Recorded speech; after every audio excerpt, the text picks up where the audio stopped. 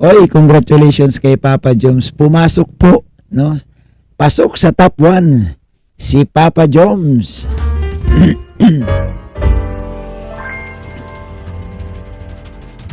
Ayun, shout out guys. Once again, ito ang inyong Kuya Bobby TV 143. Yan, shout out po sa lahat. At syempre, kay Kuya Bal, kay Ate Edna, kay Kalingap Rab, sa lahat po ng Kalingap supporters.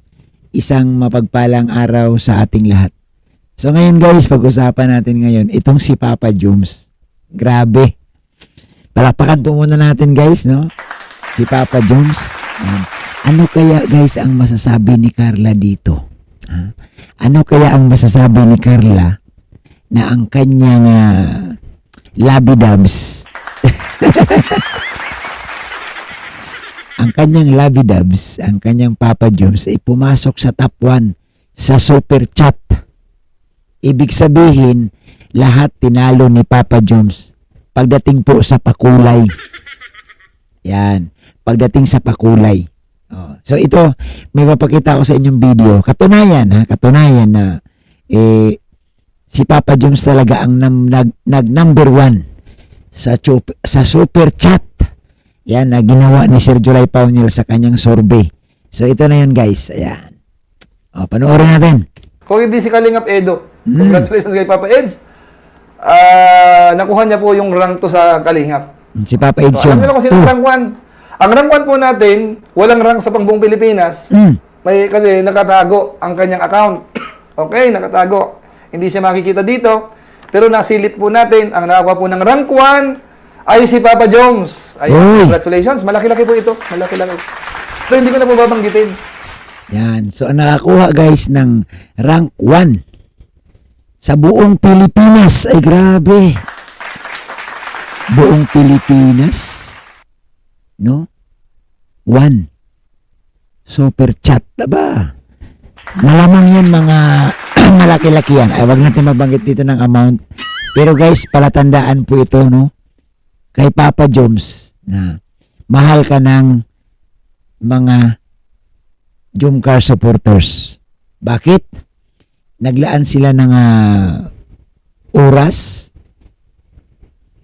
palipad, di ba? Nagbibigay sila ng palipad tuwing nagla-live ka, nandyan sila, nakasupport, nagpapakulay.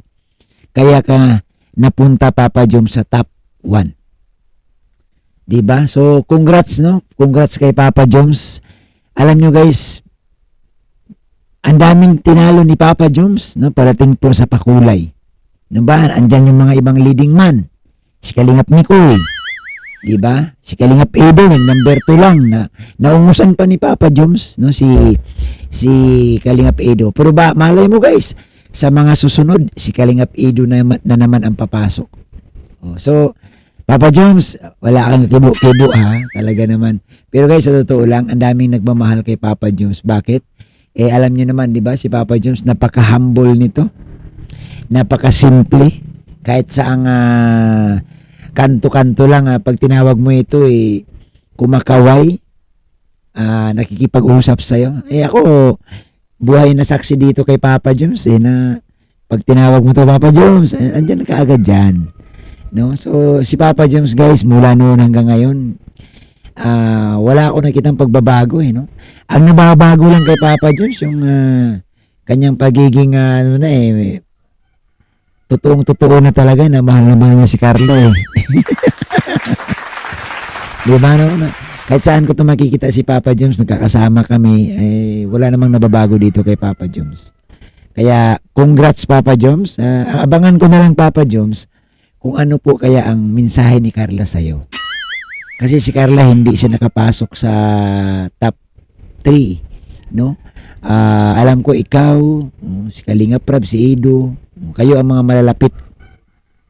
At siyempre marami ring mga Kalingap partners. Kaya congrats po sa inyong lahat, sa mga nakapasok sa top 10 ng super chat na sa survey ni Sir July Paunil. So Papa Joms, grabe, wala pa rin pagbabago ang pagmamahal sa inyo ng mga supporters. Nandiyan palagi. Tuloy-tuloy lang Papa Joms, no? Tuloy-tuloy sa paglingap, tuloy-tuloy sa pagbibigay ng tulong sa ating mga kababayan. At siyempre, tuloy-tuloy lang ang Jumcar, no? Huwag mong pabayaan si Carla. Kasi, kaya marami nagmamahal sa'yo. Sa totoo lang, Papa Joms, kasi mahal mo din si Carla. Pag nagkasakit si Carla, nandyan ka din. Kung anong problema ni Carla, nandyan ka nakaalalay. Noong na-hospital si Carla, nakita nila yung effort mo talaga, no? Nung nasa hospital, hindi mo pinabayaan si Carla. Tuloy-tuloy ang pagmamahal mo kay Carla.